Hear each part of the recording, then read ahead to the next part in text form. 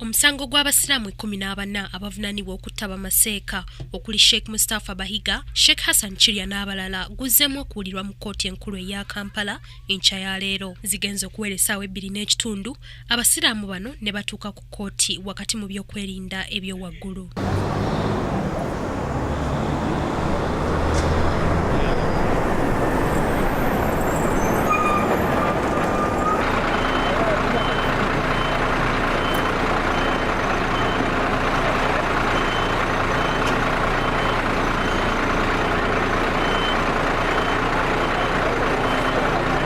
Bano butereevu beesozze kkooti ekulemberwa omulamuzi Ezekiel Muhanguzi era omusango ne gutandika okuwulirwa. Olunaku olwaleero oludda oluwaabi lwanjudde omujulizi owa-22 mu musango guno. Omujulizi ono y'omu ku basiraamu abakolagananga wamu n'abavunaanibwa Sheikh Yunus Kamoga ne Sheikh Siraje Kawoya mu kutambuza emirimu gy'obukulembeze bw'abasiraamu. Ono alumiriza nti emyezi 2 emabega nga Sheikh Mustafa Bahiga tannattibwa ebwebajja, Sheikh Siraje Kawoya ne Yunus Kamoga bagenda mu lukungaana lw'abasiraamu olwali Masaka eno gye basisinkanira abakulembeze b'obusiraamu mu kitundu ekyo era ng'eno baagabirayo obupapula buyite bufulaya bwagamba obwaliko amannya g'Abamaseeka abazze battibwa okuli Sheikh Hassan Kirya, Bahiga n'abalala.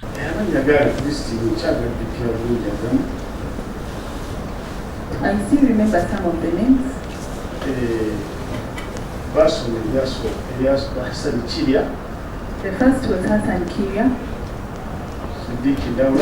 Siddiq Ndawula, Mustafa Bahiga. Inza okuddiramu kkooti ekyo kye wagamba nti no Kamoga asobola okutta ekintu bwe kityo osobola okuddamu ebyo bye wayogera. Yagamba n'abapima omusanja bwiwa oba kutta kutta abo tebattangako. Omujulizi ono agamba nti mu lukungaana olwo olwali lutegekeddwa Sheikh Kamoga omwagabibwa obupapula obwaliko amannya eyali abusoma yakuutira abasiraamu obutakkirizanga abantu abaali bawandiikiddwa ku bupapula obwo okulinnya eggere mu mizikiti gyabwe. Wabula omu ku bapuliida b'abawawaabirwa Fred Mwema bwe yeetegereza ebiwandiiko by'omujulizi ono azudde nga omukono oguli ku statement gye yakola ne poliisi n'ogwo oguli ku paasipoota ye tegikwatagana. Wakati mu kajojijoji w'ebibuuzo omujulizi ayanukudde nti eky'emikono obutakwatagana yakikola na bugenderevu olw'ensonga z'ebyokwerinda.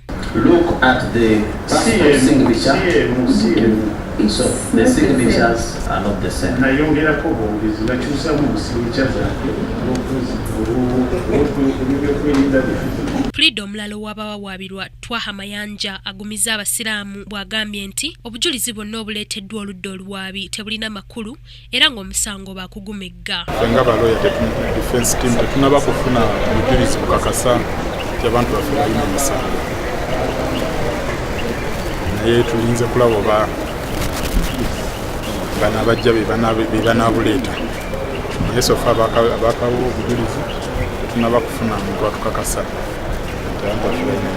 Okuwulira omusango guno kwongezeddwayo okutuusa olunaku lw'enkya oludda oluwaabi bwe lunaayongera okuleeta abajulizi mu musango guno. Abasiraamu bano 14 omuli Sheikh Siraje Kawoya, Sheikh Yunus Kamoga n'abalala baakwatibwa mu mwaka gwa 2015 nga kigambibwa nti beetaba mu kutemula Sheikh Mustafa Bahiga ebwebajja, Sheikh Hassan Kirya ebweyogerere n'abalala ku ntandikwa y'omwaka gwa 2015 nga kati bawozesebwa okusinziira ku mateeka ga kkooti ag'ensi yonna. Madri Nabukera ne Kak Ronald, KTV, amalindirire.